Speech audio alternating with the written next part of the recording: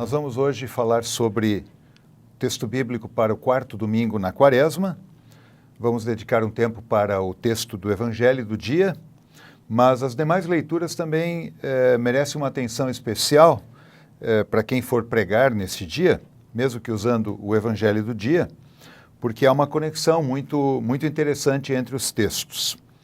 O salmo para este quarto domingo na Quaresma é o Salmo 107, versículos 1 a 9, que é um cântico de louvor a Deus, render graças a Deus por sua misericórdia, e a ênfase está, ou pelo menos uma das ênfases do Salmo, está no fato de que Deus resgata o seu povo, redime o seu povo, torna o seu povo um povo redimido, resgatando-o dos seus inimigos.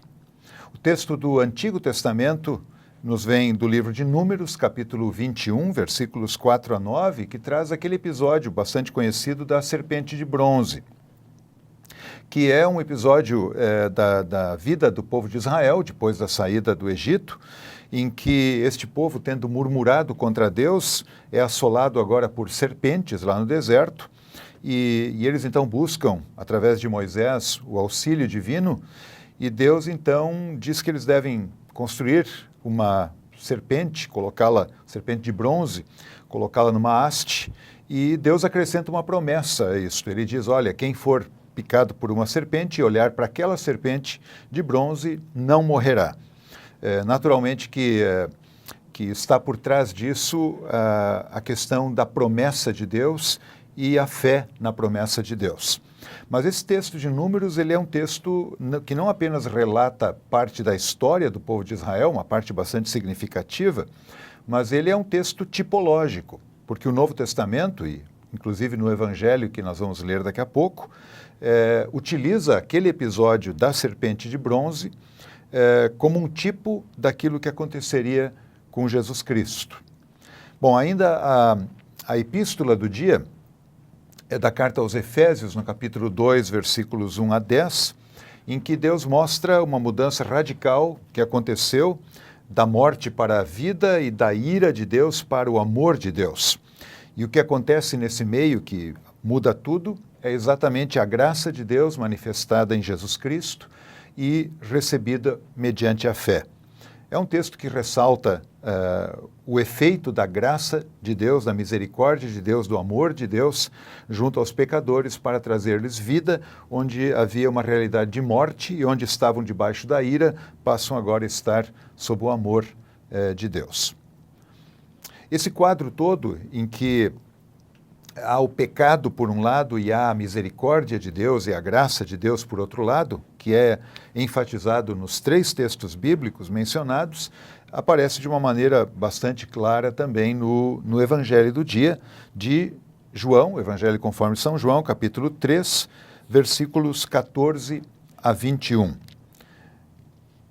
Nós vamos ler esse texto então e fazer alguns breves comentários sobre ele. João 3, 14. Kai katos Moises hypsosen ton ofin ente eremo, hutos hypsotenaidei ton hion tu antropo. E conforme e da maneira como Moisés levantou a serpente no deserto, assim hutos hypsotenai dei. Essa é uma construção em que se utiliza um verbo auxiliar, o verbo dei, que é usado normalmente com infinitivos, e ele dá a ideia de algo que deve efetivamente acontecer. Ele é usado em outros momentos nos evangelhos, por exemplo, quando Jesus fala que ele deverá ir a Jerusalém e deverá acontecer com ele que ele será rejeitado, será morto e ressuscitar.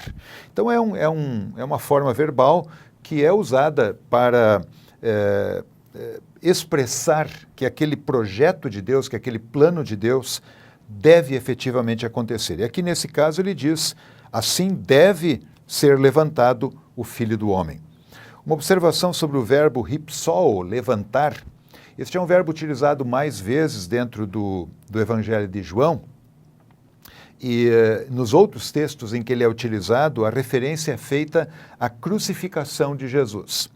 A gente pode, talvez, no primeiro momento, imaginar que o Filho do Homem ser levantado poderia ser uma referência à ascensão de Cristo, à subida dele ao céu. No entanto, dentro do Evangelho, esse levantar de Cristo se refere à sua morte.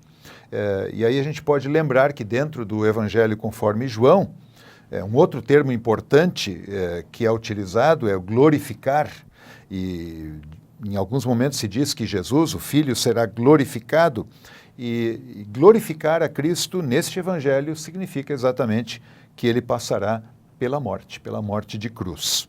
Esta é a sua glorificação, porque é assim que ele cumpre a vontade do Pai e será então ressuscitado pelo Pai.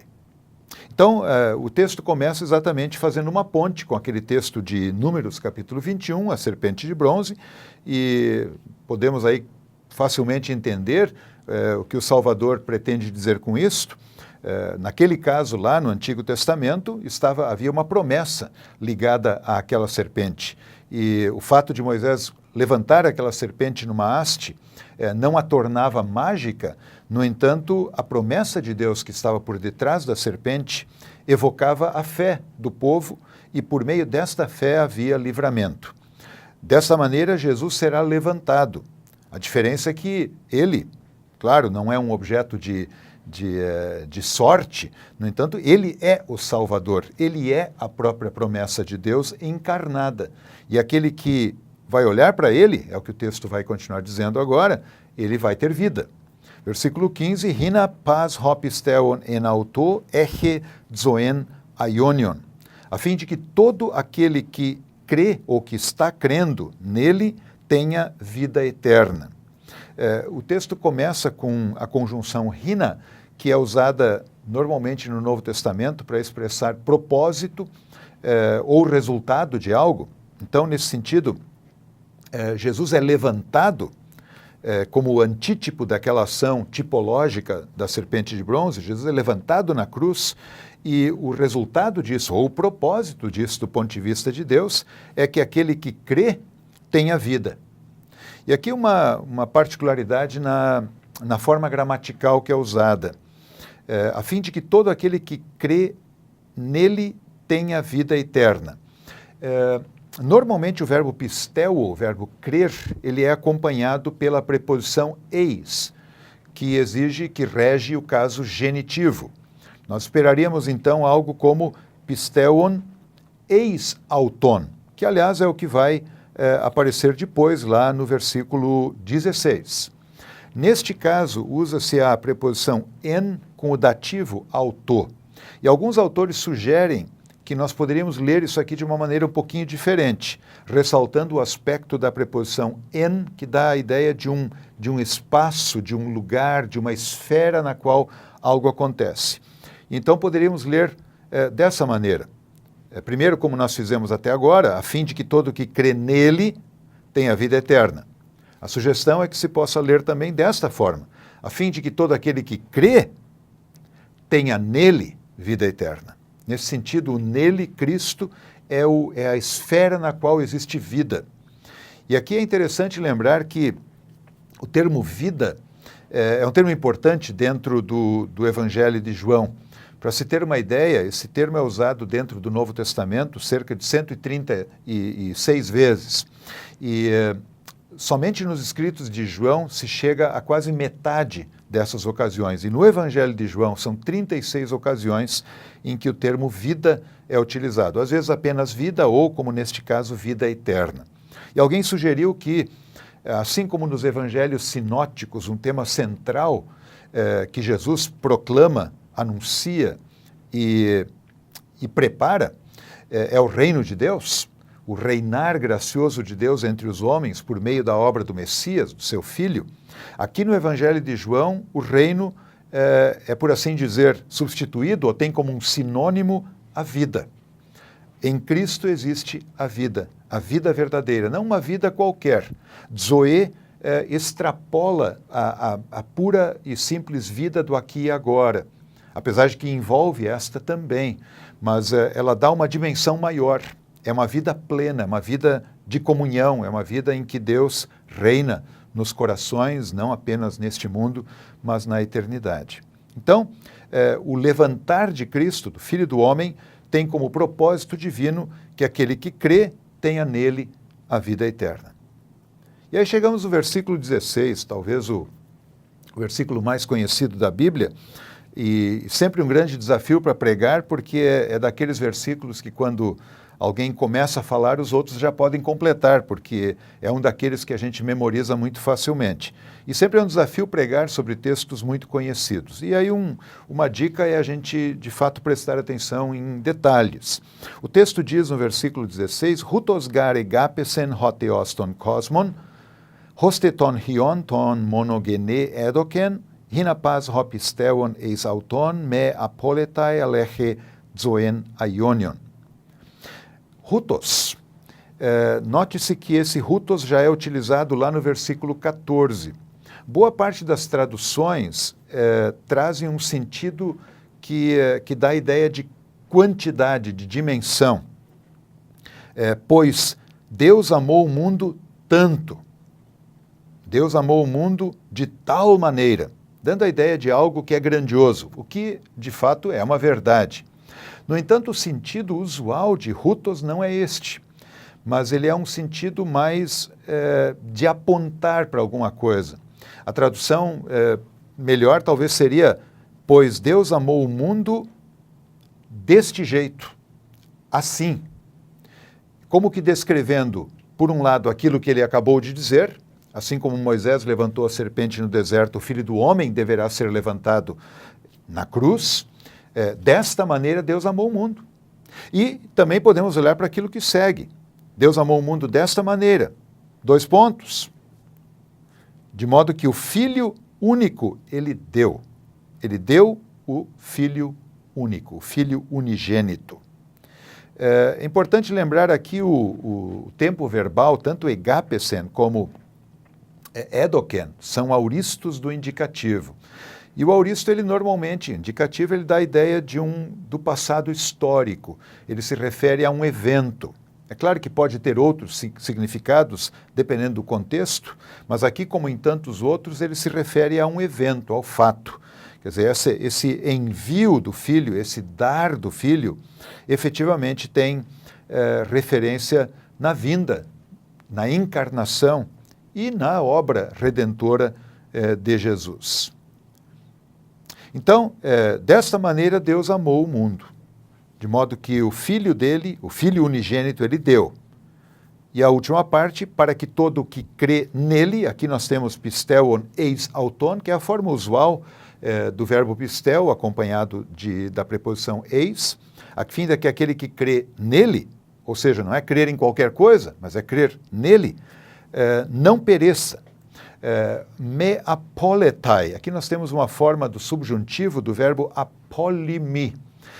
Apolimi pode ser traduzido, em alguns momentos o contexto exige até que se traduza por morrer, mas apolimi ele é utilizado em diversos textos, num sentido mais profundo, de uma morte que significa uma condenação, é uma destruição.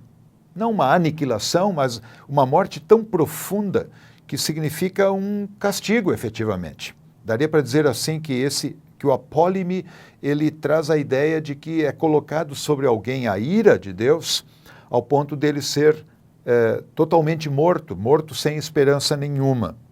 Naturalmente que a fim de que não pereça, faz referência à condenação eterna, mas tenha vida eterna. Note-se aqui, então, essa comparação. Não pereça, mas tenha vida eterna. Então, o perecer, efetivamente, é uma referência à morte eterna, à condenação eterna. O Filho vem, ele é dado por Deus, ele é um presente de Deus para que aquele que crê nele tenha vida eterna. Uma pequena observação aqui antes de seguirmos, talvez para aquele que vai pregar, é interessante dar uma paradinha no termo cosmos. Pois assim Deus amou o cosmos, amou o mundo. O termo cosmos, ele pode se referir ao planeta, enfim, à criação divina. No entanto, no Evangelho de João, assim como nos outros escritos de João, cosmos muitas vezes é utilizado com uma conotação bastante negativa. Ou seja, o cosmos é este mundo que se afastou de Deus. O cosmos é um mundo que é inimigo de Deus. O cosmos é marcado pelo pecado e, portanto, está debaixo da ira de Deus. E se a gente parar para pensar um pouquinho o que seria o cosmos hoje, talvez dá para dizer assim, basta abrir o jornal, ou assistir um telejornal, ou ouvir no rádio as notícias do dia. O cosmos é isso aí que a gente está vendo. O cosmos tem a ver com pessoas que vivem de uma maneira distante da vontade divina. O cosmos tem a ver com pecado, tem a ver com incredulidade, tem a ver com perversidade, tem a ver com distanciamento da graça, da glória e da verdade de Deus. E é isso que torna esse versículo tão consolador e tão importante. Deus amou o cosmos. Deus amou este mundo. Não foi um mundo perfeito. Ele uma vez foi perfeito quando Deus o criou, mas desde o pecado ele não é mais perfeito. E é este mundo imperfeito, este mundo que se caracteriza por ser inimigo de Deus, esse mundo é amado por Deus. E é amado de que maneira? Desta maneira, hutos, ele deu o seu filho. Essa é a demonstração maior do amor e da misericórdia de Deus. Isso é um retrato claro do que significa graça nas palavras de Paulo na epístola do dia de Efésios 2. A dádiva de Deus àqueles que eram seus inimigos. Esse é o grande escândalo do Evangelho, o grande escândalo da cruz. Deus ama aos que não são amáveis. Deus ama aqueles que não o amam. E Ele ama a todo esse povo, a mim, a cada um deste mundo, no fato de dar o seu filho. E a vinda do filho significa redenção para este mundo perverso e mau. E aí ele continua, e novamente ele vai utilizar no versículo 17, aquilo que ele já fez lá no versículo 16, ele começa, a segunda palavra na verdade, mas na tradução acaba sendo a primeira, ele começa com um gar, pois, conectando aquilo que ele havia dito com o que virá agora. Hutosgar, ugar apestelen hoteos ton hion eis ton cosmon, hina crine ton cosmon. Pois não enviou Deus. Começa aqui com um pois não, ugar. Ou se nós quisermos colocar aqui na ordem usual das palavras, primeiro sujeito, pois Deus não enviou o Filho para o mundo a fim de que ele julgasse o mundo. Crine, o verbo crino, julgar, ele tem uma conotação, em alguns momentos, de distinção, de separação, de colocar uns para um lado, outros para o outro, de distinguir uma realidade. Mas o verbo crino também é usado como aqui no sentido de condenação. Então, Deus não enviou o Filho, diz aqui Jesus, para o mundo, para julgar o mundo, a fim de que ele julgasse o mundo. O propósito divino, ao enviar o seu Filho, não é julgar o mundo. Alhina sote ho cosmos dia autu, mas a fim de que, mas com o propósito de que o mundo fosse salvo. Sote, aqui é do verbo sotso, uma forma do subjuntivo auristo na voz passiva, a fim de que o mundo viesse a ser salvo de autu, por intermédio dele. Então, a vinda do Filho ao mundo é uma manifestação da graça de Deus, não do seu juízo. É verdade que muita gente hoje encara Jesus como meramente como um exemplo, ou como até um mestre da justiça, alguém que ensina o que é correto. E ele próprio vai dizer que a sua vinda ao mundo da parte do Pai tem esse propósito fundamental de salvar o mundo. Versículo 18, Hopisteon eis auton ukrinetai. Aquele que crê nele não é julgado. Se nós olharmos aqui para o verbo, a forma verbal krinetai, é uma forma do presente, na voz passiva, presente indicativo passivo de crino, não é julgado, não está sendo julgado. Se nós quisermos dar uma ideia de uma continuidade. E aí a continuação diz, Rodé mepisteon edekekritai, mas aquele que não crê já foi julgado. Kekritai é a forma do perfeito do indicativo da voz passiva. Lembrando aqui que o perfeito do indicativo, ele normalmente traz aquela ideia de um evento do passado cujo resultado é visível no presente, é permanente. Ou seja, o perfeito ele fala de uma situação resultante de alguma coisa, né? Fala do resultado de algo. Então, aquele que não crê está julgado. Ele está numa condição de julgamento. Enquanto alguém não crê, ele está debaixo de uma palavra de juízo. E aí ele termina dizendo, Hoti me pepisteu ken eisto onoma tu monogenes riu tu teu. Porque ele não crê, ou não creu e não está crendo, no nome do unigênito Filho de Deus. Crer no nome do Filho de Deus, no Filho único de Deus, o nome tem a ver, biblicamente, com aquilo que alguém é e aquilo que alguém faz. O nome do Filho de Deus não é apenas uma designação pela qual ele é conhecido, mas é uma forma de falar da sua obra, daquilo que ele realiza. Então, aquele que não crê na obra do Filho, ele está debaixo do julgamento divino. Versículo 19, Haute destin recrisis, hotitophos eleliten eiston cosmon, kaegapesan hoi antropoi malon tos kotos e tophos. E este é o julgamento. Hoti normalmente pode ser traduzido por quê, ou então até introduzindo um discurso direto, poderíamos simplesmente traduzi-lo por 2 pontos. Então, este é o julgamento, 2 pontos.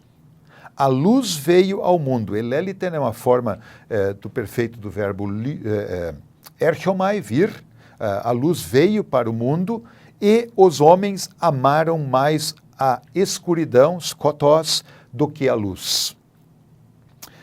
Engar auton ponerata ta erga, pois as obras deles eram más. É muito interessante aqui que essa linguagem da luz e das trevas, conectado com o juízo de Deus, está diretamente vinculado com esse discurso de Jesus em que ele fala do envio do Filho por parte do Pai para salvar o mundo e em que ele alerta que a incredulidade deixa alguém debaixo de julgamento. Então, o julgamento é este, ele vai dizer. A luz veio ao mundo. Bom, o próprio Evangelho de João já havia identificado a luz de Deus com o próprio Filho dele. Luz no sentido de trazer vida para o mundo, como ele lembra lá, logo no início do Evangelho, no 1º capítulo.